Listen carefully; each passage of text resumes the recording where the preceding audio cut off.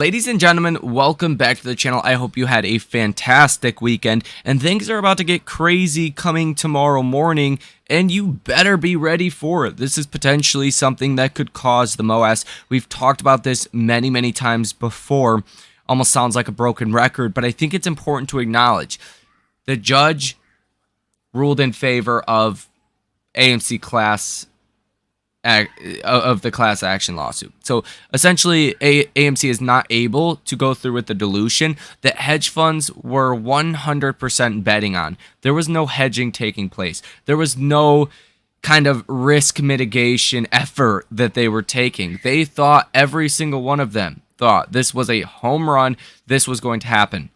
Short position ballooned in AMC stock up to 29%. Now the free float that is actually sold short is likely over 100% as long as Apes actually held onto their positions.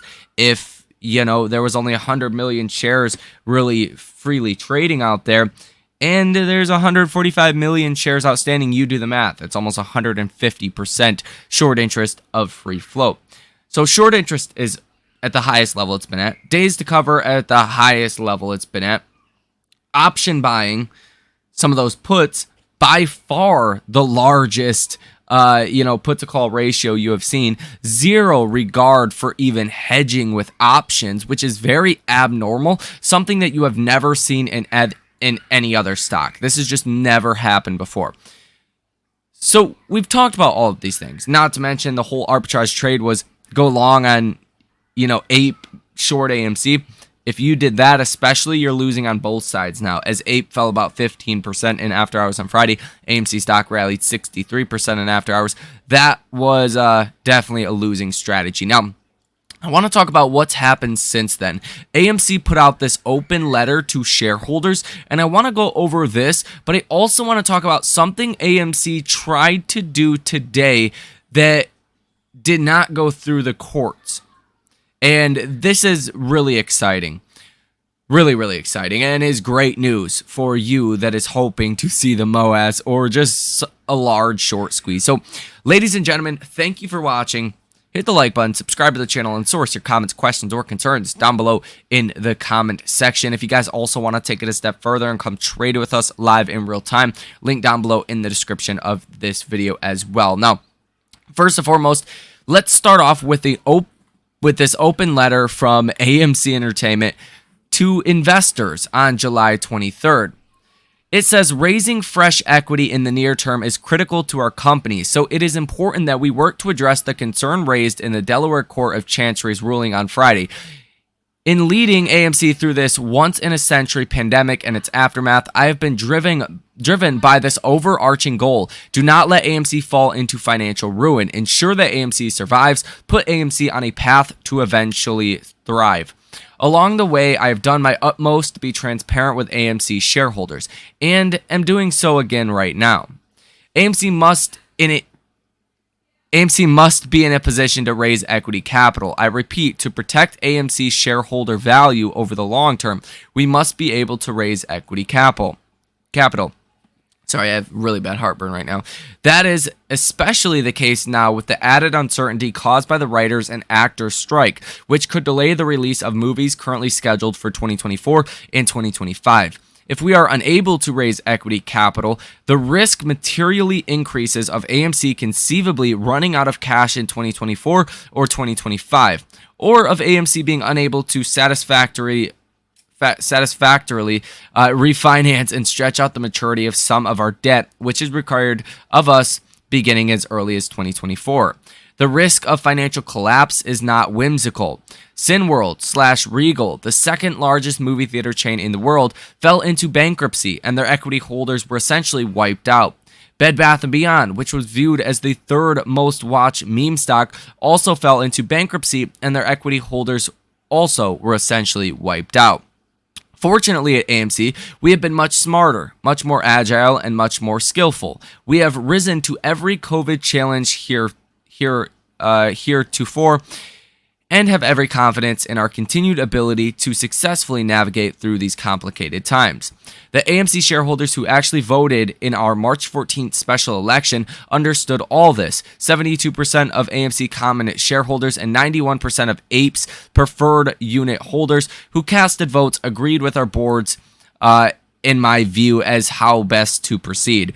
We appreciate their support and genuinely know that they are in our corner. We sincerely believe we are on the surest path to ensuring AMC's survival by allowing us to raise equity and to do so at the highest possible price with the least amount of dilution. With millions of shareholders, though, understandably, there are many voices, many opinions, and many critics. Some wish ill for the company and have nefarious aims. Some are grandstanding and are trying to gain notoriety for themselves at AMC's expense. These individuals do not deserve your trust. They are really going at it right now. They're really trying to convince you for something. We'll talk about it. But most are well-intentioned and are motivated by varying concerns. Some are distraught if the value of their AMC shares or Ape units fall. Some are skeptical and greatly troubled by how Wall Street markets function. Their anger about their view of manipulative practices is constantly visible on Twitter, and many are just trying to figure out how, what, and why we are doing what we do. They especially are trying to figure out the impact dilution may have on their AMC investment. To these latter groups, I would say again, AMC Entertainment must put ourselves in a position to be able to raise equity capital. That is what will make it more likely that first we survive and then that we survive. Indeed, over the last several years, there has been an enormous short position in AMC stock. In my view, the wisest way to defeat the short thesis is to take bankruptcy risk off the table to the extent possible. And we do that by AMC being able to raise equity if, as, and when needed. This is what I talked about for really weeks now. I thought this was going to go through this court proceeding. I thought the judge was going to approve this, and I thought this would cause AMC to rally. And I think hindsight's 2020, and although I was wrong initially, I thought that it wouldn't go through, and then the longer it took, I started to say, hey, maybe it's going to go through. And I tried to think about things logically on what that would do to the shorts and how that could affect AMC and the ultimate short thesis. And I came to the conclusion that AMC raising billions and billions of dollars of capital would be a positive thing, in which it would be. But at the same time, if this was denied in the courts, shorts have such a massive position and there's no regard for hedging at all that this could cause the MOS. This could cause all-time highs. This could cause AMC to rally to hundreds of dollars per share. There was really no bad outcome here, in my personal opinion. Now it says, I don't hold these views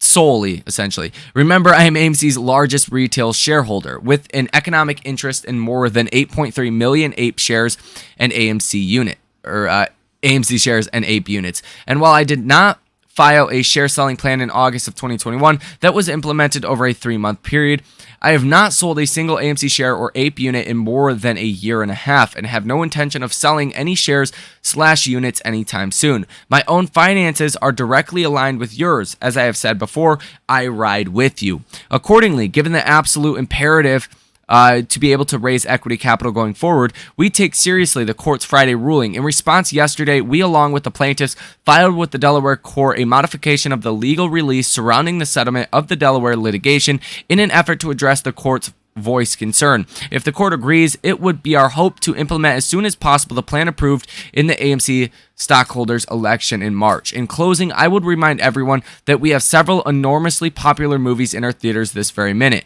highlighted by Barbie, Oppenheimer, Sound of Freedom, and Mission Impossible, Dead Reckoning Part 1. All the effort around AMC Entertainment these past 3 years has been about saving moviegoing in theaters in America and the world over. I encourage all of you to enjoy the fruits of that labor. Go see dazzling images of our huge silver screens, enjoy yourselves, and go see a movie. Signed by Adam Aaron. Now, what happened today? Well, AMC revises stock conversion settlement plan, rejected by the judge. So this letter where Adam Aaron says we revised this after the court's ruling on Friday, that was rejected as well today.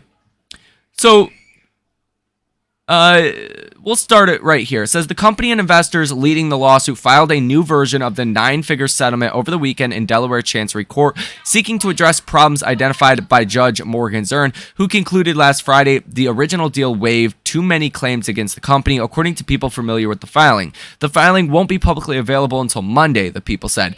The ruling stunned some investors and analysts who expected Zern to sign off on the class action settlement. Shares of AMC common stock surged about 100% at one point in after-hours trading, while 8 preferred equity units fell as much as 63%. The settlement's precise value, which is upwards of $100 million, has fluctuated with the company's stock price. The settlement backers want Zern to weigh the new version of the deal without seeking additional comment from shareholders. So they want Zern to just go through with it without even seeking additional comment from shareholders. More than 2,800 investors in the so-called meme stock wrote to Zern opposing the deal prior to her ruling. AMC's chief executive officer Adam Aaron announced the revised settlement in an open letter to investors Sunday, emphasizing the critical importance of getting the deal approved and the Apes converted so the company can raise new equity capital. The risk of financial collapse is not whimsical, Aaron wrote in the letter posted on Twitter. That is especially the case now with added uncertainty caused by writers and actors strikes. The judge's decision raised another hurdle to AMC's recapitalization efforts, prompted by a dive in the movie business tied to the COVID-19 pandemic. Investors had sought an expedited conversion which offered a 1-for-1 exchange of its Ape shares into Class A common stock. Objectors to the deal accused the movie theater chain of engineering an unsavory scheme to sideline its base of passionate retail investors, many of them participants in the market rally that saved AMC from a pandemic-era bankruptcy. The settlement allows the Ape conversion while hanging out extra stock to mitigate the dilution of ordinary shareholders. But Zern turned down the deal over provisions waiving common stockholders' claims, even those involving preferred units they might hold as a hedge. The new version of the deal includes a narrower release that settlement backers hope addresses Zern's concerns. Quote, we believe the significant monetary benefit achieved through our client's litigation efforts clearly warrants compromising the common shareholders' claims. Mark said, a lawyer for investors back in the settlement, said in an email Sunday. Narrowing the release only strengthens that reality. And that's basically it. So, as we talked about on Friday, essentially when this happened, this was not the judge just outright saying this reverse split can't happen, saying that this is dead in the water, that the shareholder vote in March, is worthless now. That's not exactly what the judge said. What the judge said is, quote, we cannot approve the settlement in the way that it was written. For whatever reason or not, we did not get a lot of clarity. Obviously, it's probably because this was a cooked vote to begin with. Well, AMC said, hey, okay, fine. We'll go ahead and revise that. We don't know the specifics on this until, again, Monday. We're going to hear, what the dollar amount went to or what the new specifics are. Instead of 100 million, is it 300 million or is it $500 million?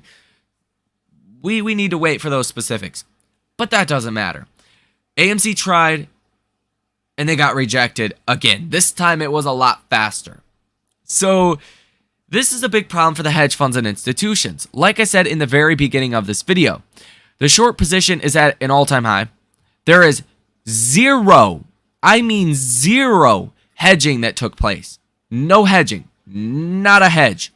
Maybe like one or two couple hedges in there. But by and large, hedge funds, institutions did not expect this to happen at all. And that's just showing you how, bad hedge funds and institutions really are at investing. They were in this trade balls to the fucking walls. And they didn't hedge. They didn't take a small amount of money and hedge for this possibility. I mean, look at the put to call ratio. Let's blow this up. As we've talked about, nobody was hedged. So that means this loss that they are seeing in their short positions, their actual shares that are sold short, again, is massive, but their options are also massive. Instead of using some of this money to hedge out some of their, short share positions, no, they've been buying just ridiculous amounts of puts. Some of the highest option activity that you have seen on AMC in a year, it's all been puts. Over the past week, 287 orders totaling $170.37 million, positive order value of 1%. This is going to rocket AMC stock higher. And again, even after what we're seeing with the judge, I mean, she denied this again. So this is not really, what the shorts wanted to see. And this is a very bad situation. Now, let's go ahead and, at least for the shorts, I mean, this is not where you'd want to be. Now, let's go ahead and look at some of these box office numbers. It says, Barbenheimer shatters expectations and box office records. If there was any doubt that Hollywood was suffering from franchise fatigue, moviegoers this weekend voted with their wallets for original films such as Barbenheimer, Barbie and Oppenheimer. And I actually seen a couple people today that were talking about going to actually see this movie. I just want the raw numbers here.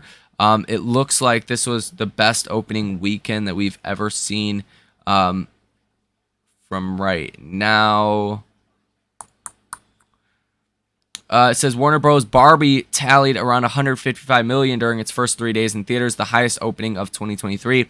Oppenheimer snarled an estimated $80.5 million during its debut. I've seen numbers as high as $300 million just for Barbie alone, so I'll ultimately see where these numbers play out. But this is another big, positive heading into this upcoming week. And I think if you look at things logically with AMC, especially after this news from the courts, I mean, you really can't make a bearish thesis for AMC right now. You can't find one reason why the stock would not squeeze from here and squeeze aggressively. You likely open in that mid-$7, mid-$8 range, as high as $8.50 I would expect.